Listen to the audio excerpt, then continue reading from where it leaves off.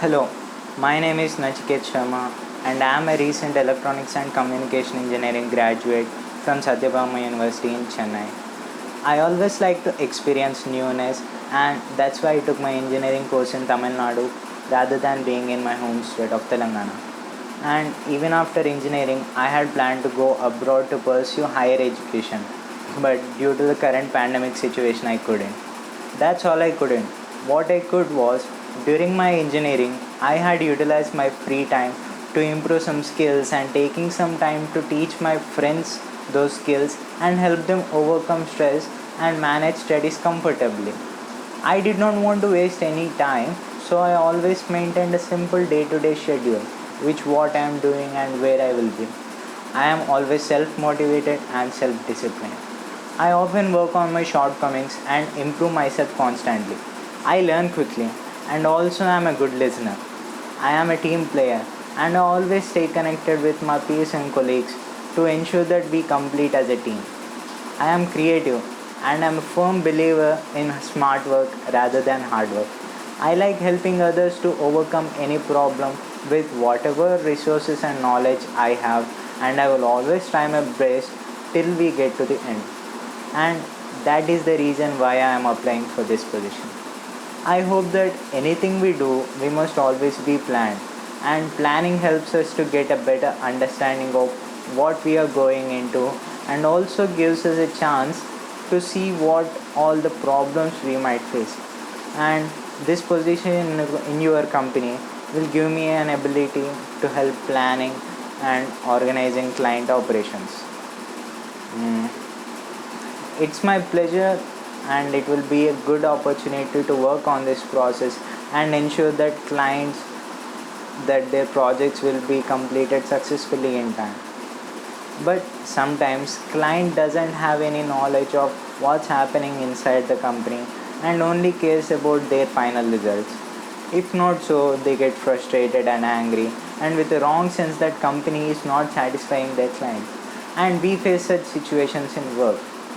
Among them, I will tell my and I will explain how my reaction would be in totally two different scenarios that you have given.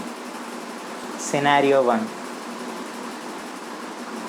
And in this situation, I would first inquire about the client's project and the mentor who's looking over the project and who said to deliver the documents on time.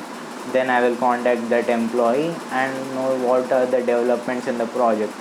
If the document is completed and already sent to the client's email, which is our primary source of communication, but even then the client has mentioned that he did not receive any email, I will suggest the client to check thoroughly through his inbox and if the client email address has been saved in our data correctly.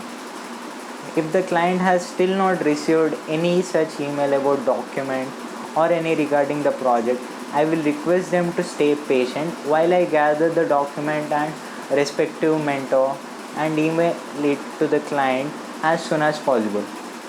And even after all this, the client still wants a refund.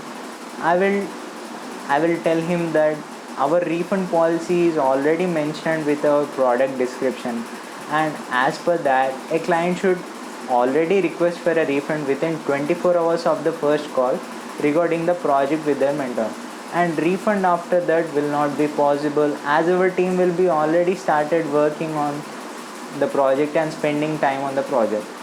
So I will suggest the client to retain from refund and continue working with us as we provide such services which will surely leave our client satisfied. And to be frustrated and to ask for a refund early in this stage, it would be totally waste of time. Scenario 2. Okay, so the client call with mentor was on Friday, which was already scheduled but couldn't be completed, and the next available slots for client calls is after 4 to 5 days.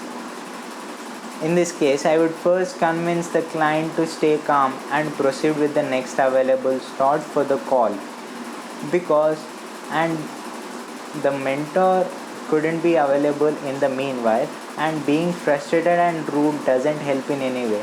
I will also let the client know that the mentor has several tasks and several students under his guidance, and it would be better if the client would maintain the client call when the mentor is available. And the slots for the call will work only if the availability of the mentor and the client are coinciding and can't be done otherwise.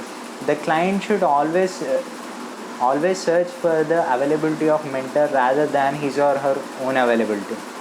And though all these calls are with the mentor, these calls are purely over voice, that is telephonic conversation. And as per the process, we have already mentioned that we don't interact with our clients over any Skype or face-to-face video calls, and that information isn't true. We use email to communicate with the clients, and calls will be connected over only voice when the client wants to speak with the mentor. And over voice calls, we use that because simultaneously the mentor can look through the documents, and we can provide the insights to the client and help them their better understanding and what their needs will be and what will our approach will be. And this would be my approach towards the clients in these type of scenarios. And I hope that I have given what all of you needed, and I would thank you for giving me this opportunity. Thank you.